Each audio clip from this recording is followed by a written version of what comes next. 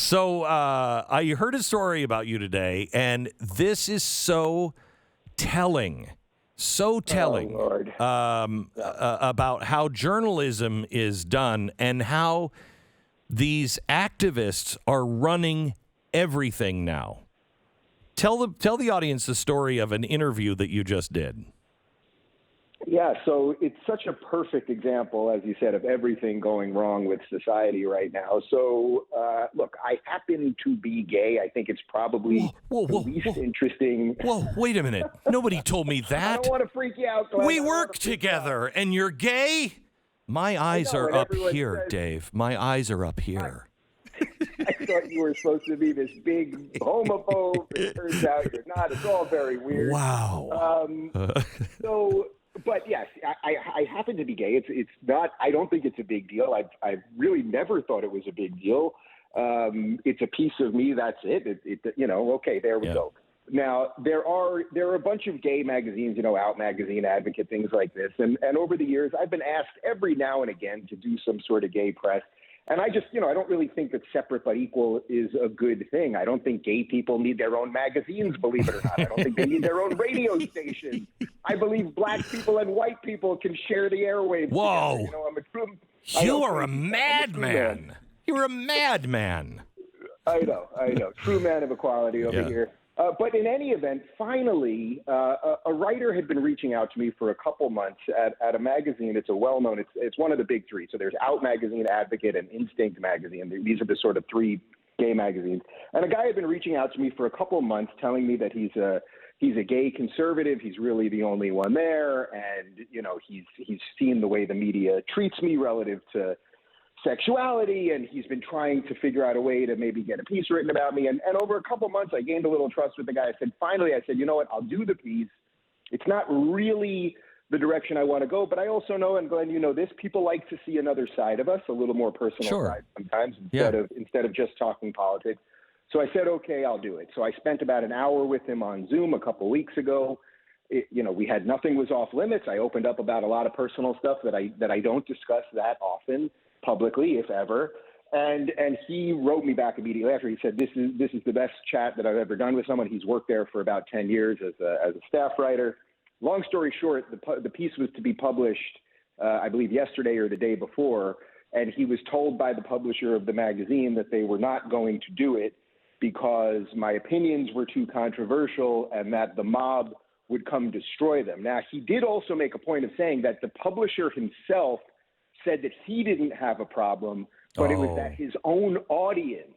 Now, we can debate that, but see, I can see why that part's getting you. That he's basically, the publisher is now being held hostage by his own audience. And I assure you, Glenn, I think you guys are going to publish the piece on the Blaze a little bit later. Yeah, I think we are. I'm talking about the Golden Girls. I'm talking about, there's some personal stuff in there, but there's nothing other than I'm not. Wait, I got to tell you, I have to tell you, I didn't know about the part of the Golden Girls in the article. I don't know if the Blaze can run it. The audience might turn against you. Come on, Glenn. Come on. I know you love B. Arthur. Come on. I actually do. B. Arthur is my Aunt Joanne. I mean, exactly. That is my Aunt Joanne. So, it's, I just have to say it, because Big Gay came after you, I guess. Big Gay magazine. Big Gay came after you. It is, it's not surprising, but it's really sad, because so many organizations and so many, and this happens on the right as well, but it is in spades, on the left. People are afraid of their own audience. They're afraid they worship money. What's that saying to you is, I won't print the truth because money is more important to me. That's terrifying. That's terrifying. Oh, it's totally terrifying. And also it shows you how weak this ideology is. If you believe in ideology over truth, then you'll pretty much do anything at any time. So here you have a publisher who I actually don't mean to disparage this guy. He's got a business and he doesn't want this out of control mob to destroy him. Now maybe he's in the wrong business and maybe he's not the greatest, most brave person on the planet. But I don't think the story is really about him. It's that we've allowed this terrible ideology to destroy almost everything. And in this case, imagine if there was a black magazine, or let's say Ebony or something. I'm not sure if it still exists. And they were to only publish black progressives. Now, I suspect that's probably pretty much. I was going to say, I don't think we have to imagine that, Dave. Exactly. So then that tells you the point, right? Ebony is not writing a glowing piece about our good friend Larry Elder. Ebony is not going to write a wonderful expose on the life of Thomas Sowell.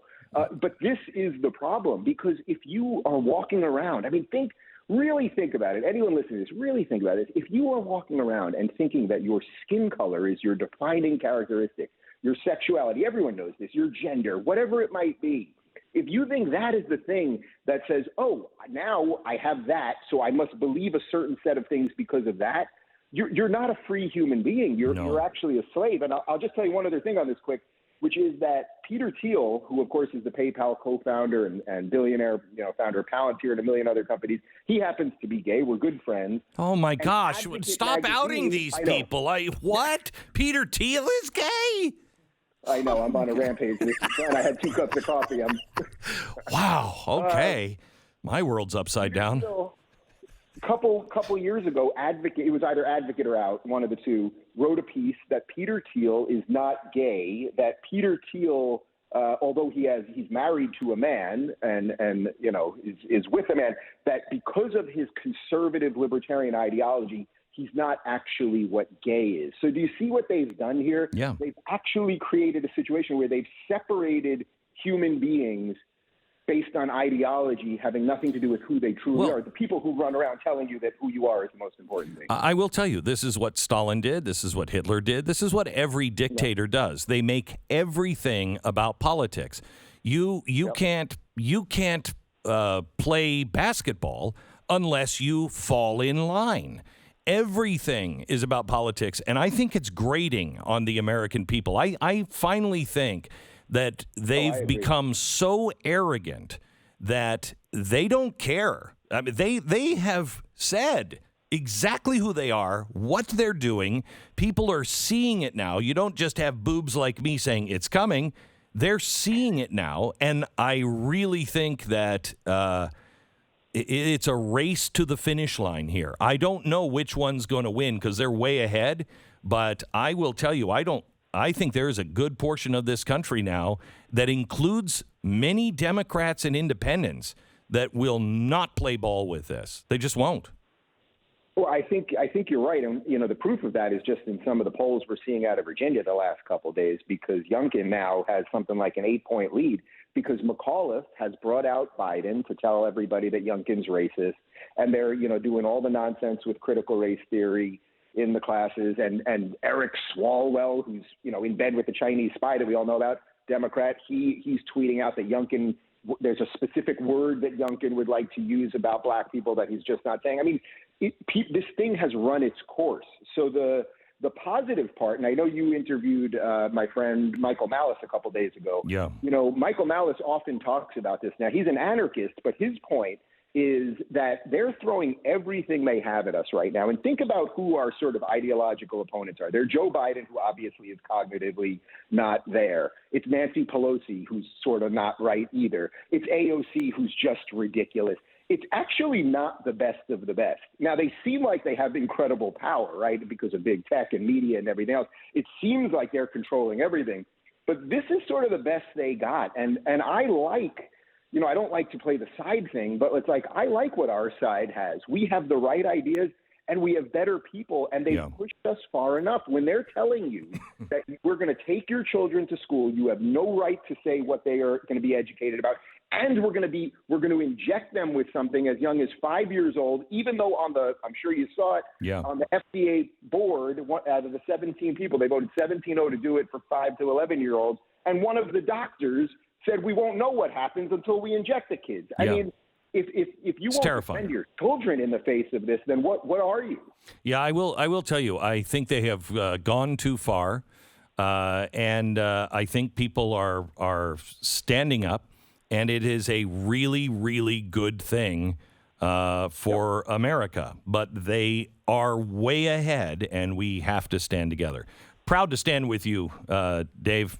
Really, I really appreciate our friendship and love working with you. Bud. Thank you, man. Same here. All Same the here. best. Bye-bye. Good talking to you.